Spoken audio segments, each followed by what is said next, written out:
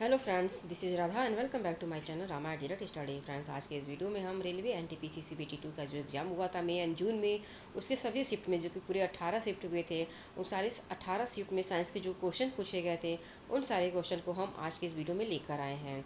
Friends, अगर आपने इस क्वेश्चन को अच्छे से देख लिया, समझ लिया, तो आपको ग्रुप डी एग्ज़ाम के लिए एक अच्छा खासा पैटर्न मिल जाएगा और आप उस पैटर्न के थ्रू अपने ग्रुप डी के एग्ज़ाम की तैयारी बहुत अच्छे से कर सकते हैं। अगर आपको एक बेस मिल जाता है तो आपको तैयारी करने में बहुत ज़्यादा आसानी हो जाती है। इसीलिए हम आज का ये वीडियो आपके लिए लेकर आए हैं।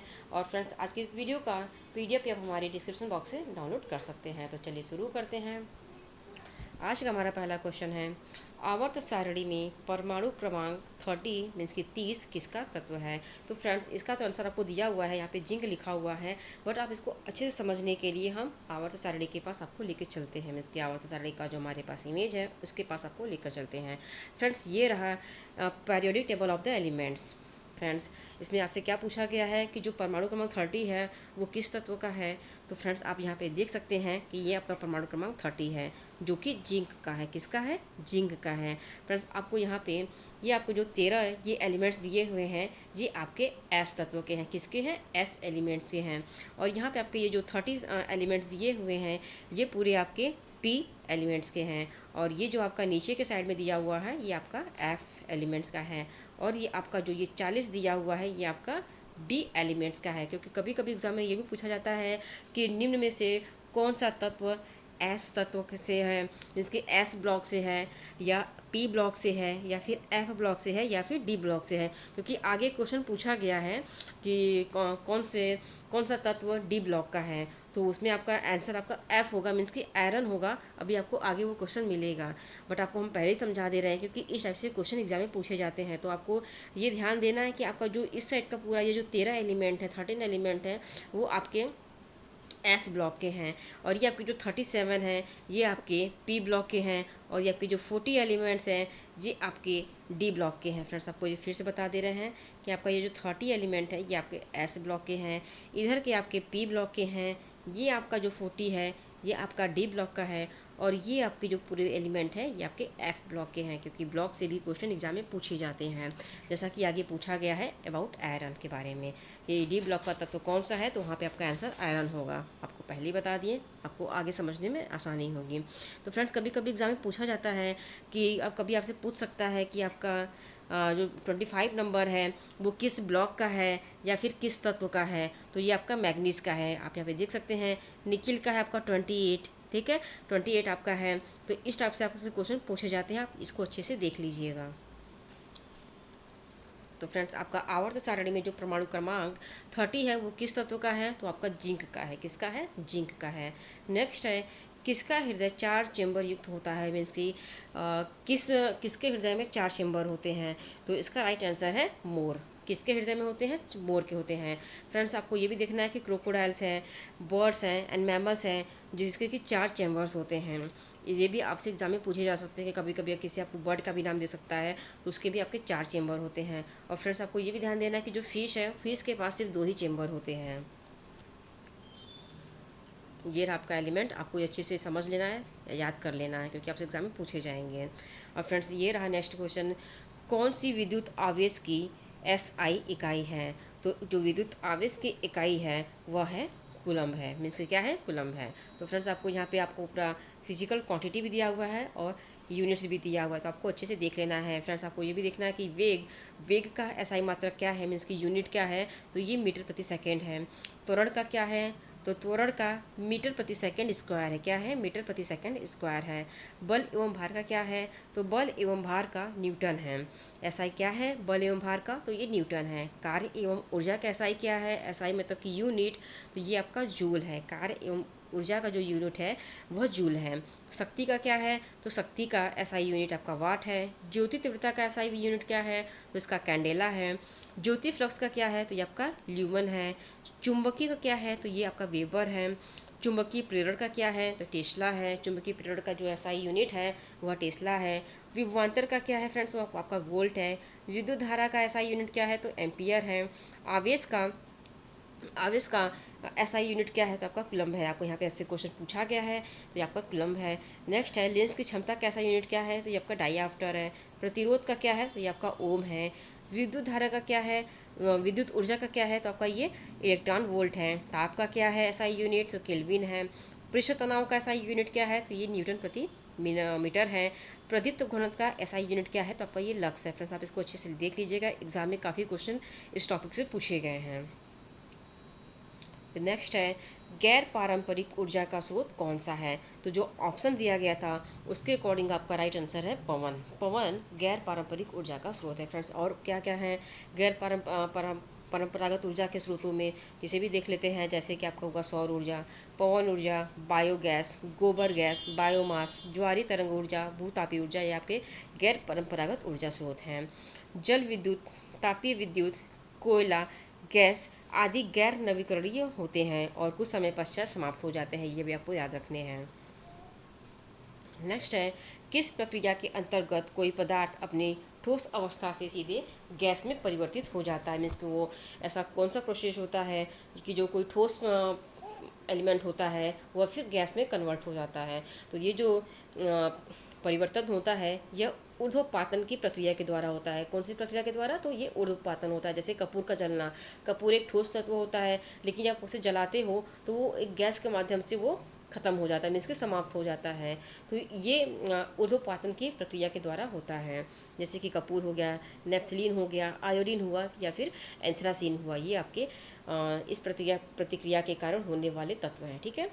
नेक्स्ट है विटामिन सी का स्रोत कौन सा है? तो जो विटामिन सी के स्रोत होते हैं वो सिट्रस फ्रूट होते हैं, जो कि खट्टे फल होते हैं, उनसे ज़्यादा बहुत ज़्यादा विटामिन सी की प्राप्ति होती है।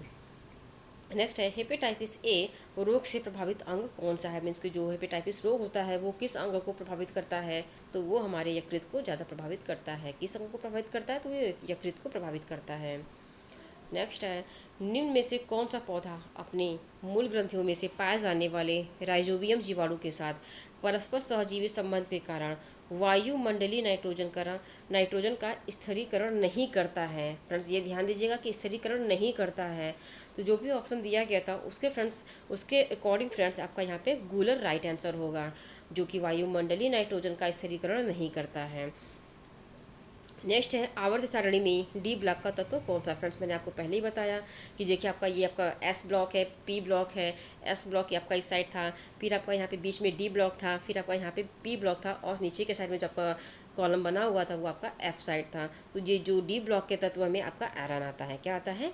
आयरन। आपको एक बार दिखा देते हैं अच्छे से फ्रेंड्स, जिससे कि आप अच्छे से समझ सकें।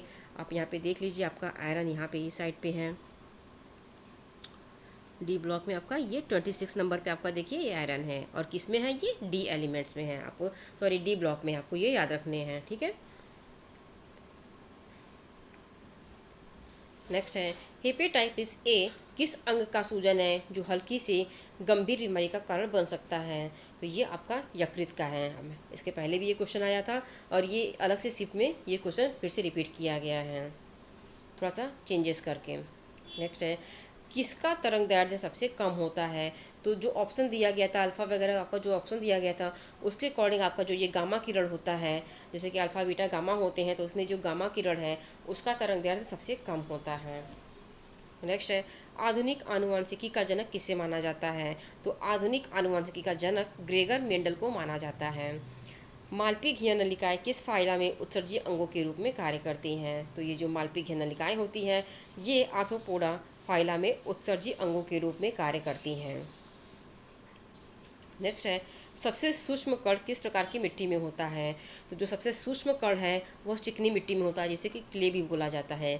जो क्ले होता है उसमें आपका चिकनी मिट्टी जो क्ले होता है उसमें आपका सूक्ष्म कण बहुत छोटे छोटे कण होते हैं क्ले में, CLAY क्ले। ठीक है। और नेक्स्ट है किसका उपयोग खाद्य उद्योग में केक, मफिन और कुकीज़ जैसे सेके हुए पदार्थों में रासायनिक किण्वन कर्मक के रूप में किया जाता है? इसका प्रयोग करते हैं तो ये सोडियम बाइकार्बोनेट का प्रयोग किया जाता है, जिससे कि केक, मफिन, कुकीज़ जैसे पदार्थों को जो बेक किया जाता है तो उसमें सोडियम बाइकार्बोनेट का इस्तेमाल किया जाता है। नेक्स्ट है 2022 के डाटा के अनुसार आवर्त सारणी में कितने तत्व हैं? तो 2022 का डाटा है उसके अनुसार आवर्त सारणी में 118 तत्व हैं। कितने हैं? 18 तत्व हैं, जिसमें कि 94 प्राकृतिक तत्व हैं, नेचुरल एलिमेंट्स हैं 94। और पूरे टोटल कितने हैं? तो 118 आपके टोटल एलिमेंट्स हैं। नेक्स्ट है, लैंगिक जनन में नर और मादा युग्मक मिलकर क्या बनाते हैं?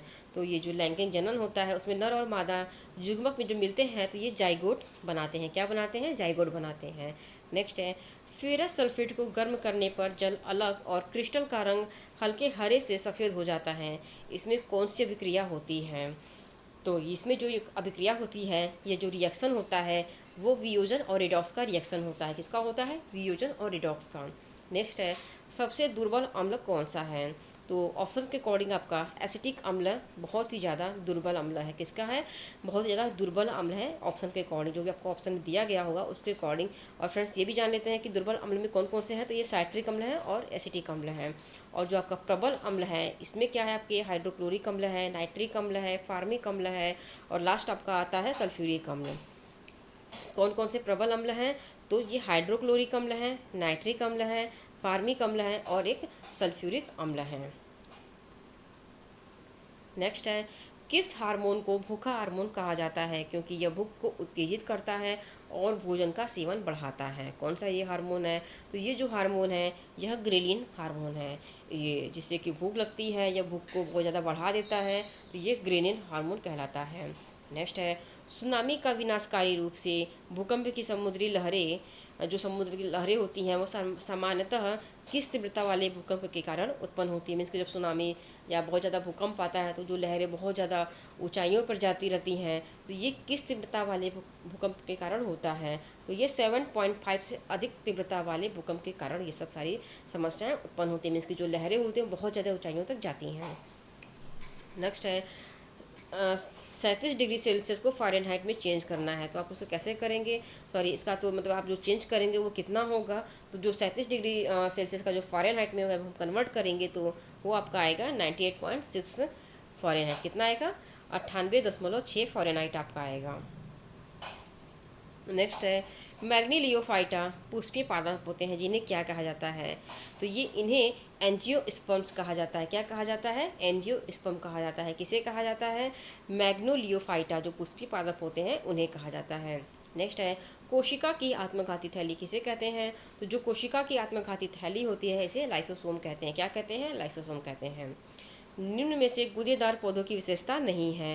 तो ये जो आपका ऑप्शन जो भी दिया गया हो इसके अकॉर्डिंग जिसमें पत्तियां नहीं होती हैं ये गूदेदार पौधों की विशेषता नहीं होती हैं। गूदेदार पौधे की विशेषता क्या होती हैं और ये कौन कौन से पौधे हैं? तो आप यहाँ पे देख सकते हैं, कैक्टेसिया है जो कि आपका गूदेदार पौधों की विशेषता नहीं होती है। मीन्स कि वो आपके जो कांटेदार टाइप से होते हैं।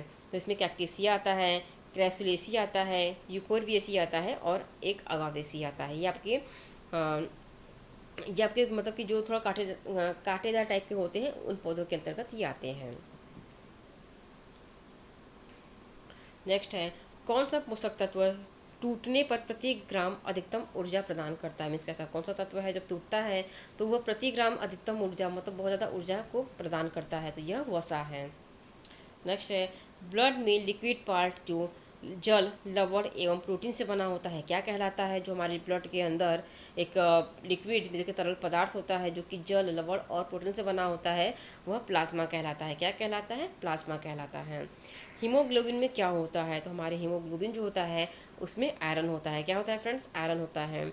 ये हमारे शरीर का लगभग 70% आयरन रक्त की लाल रक्त कोशिकाओं में पाया जाता है। किसे पाया जाता है? रक्त की लाल रक्त कोशिकाओं में पाया जाता है। कितना पाया जाता है? 70% पाया जाता है, क्योंकि ये आपसे ये एग्जाम में पूछे जा सकते हैं।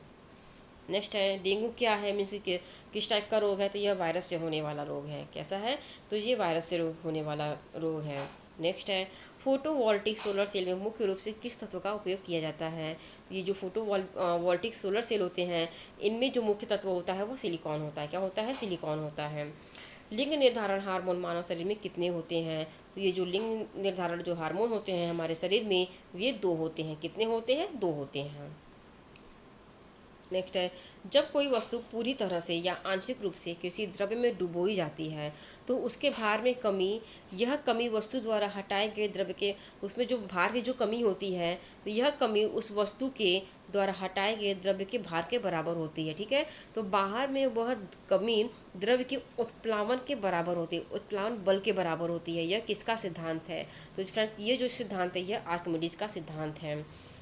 नेक्स्ट है, द्विनाम पद्धति के जनक कौन थे? तो ये जो द्विनाम पद्धति थी उसके जनक कैरोलस लीनियस थे। कौन थे? कैरोलस लीनियस थे। कार्बन का कौन सा अपरूप सबसे कठोर प्राकृतिक पदार्थ है जिसका गलनांक और क्वथनांक सबसे अधिक होता है? तो ये कौन सा रूप है? तो ये जो रूप है वह हीरा है, जो कार्बन का सबसे कठोर रूप है और जिसका क्वथनांक और गलनांक सबसे अधिक होता है। नेक्स्ट है, प्रतिरोध का एसआई मात्रक क्या है? इसका पहले हमने आपको पहले ही बता दिए, स्टार्टिंग में हमने आपको बताया है एसआई यूनिट। तो इसका एसआई यूनिट आपका प्रतिरोध का ओम है। नेक्स्ट है, कौन सा एक निष्क्रिय गैस है? तो ऑप्शन के अकॉर्डिंग आपका हीलियम यहाँ पे राइट आंसर होगा, जो कि एक निष्क्रिय गैस है। किस अयस्क में सबसे अधिक आयरन पाया जाता है? तो जो आपका ऑप्शन दिया गया था उसके अकॉर्डिंग आपका हेमेटाइट और मैग्नेटाइट में आयरन सबसे अधिक पाया जाता है। नेक्स्ट है, मोर का हृदय कितने चैम्बर का होता है? तो जो मोर का हृदय होता है वह 4 चैम्बर का होता है। ये क्वेश्चन दोबारा रिपीट किया गया था, अगले किसी शिफ्ट में पूछा गया था। पृथ्वी के भीतर कंपन का अध्ययन क्या कहलाता है? तो जो पृथ्वी के भीतर जो कंपन का अध्ययन किया जाता है उसे सिस्मोलॉजी कहा जाता है। जल का घनत्व कितने केल्विन पर सर्वाधिक होता है? तो ये जो जल का घनत्व होता है वह 4 डिग्री सेल्सियस या 277.15 या 15 केल्विन पर सर्वाधिक अधिक होता है। जो जल का घनत्व होता है वह 277.15 केल्विन पर सर्वाधिक होता है, या आप उसे 4 डिग्री सेल्सियस भी कह सकते हैं। नेक्स्ट है, स्वस्थ मनुष्य के लार का पीएच वैल्यू क्या होता है? तो स्वस्थ मनुष्य के लार का पीएच वैल्यू 6.2 से 7.6 होता है। कपास के बीज से रुई अलग करने की प्रक्रिया क्या कहलाती है? मोस्ट इंपॉर्टेंट है फ्रेंड्स, कपास के बीज से जब रुई को अलग किया जाता है तो ये कौन सी प्रक्रिया कहलाती है? तो ये कॉटन गिनिंग कहलाता है। क्या कहलाता है? Cotton ginning. और हिंदी में क्या कहते हैं? कपास की उटाई करना।